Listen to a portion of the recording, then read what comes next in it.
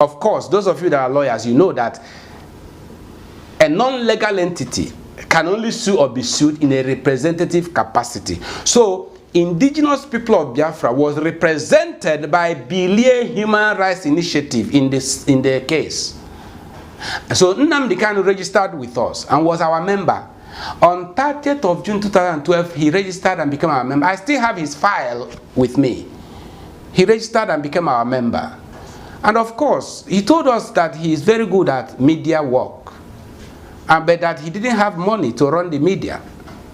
So we said, okay, we will help.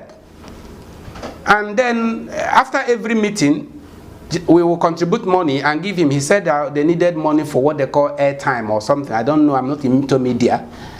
But it was difficult, but any little money we gathered and our general meeting, we will also give to him. Initially, he was doing very well, promoting the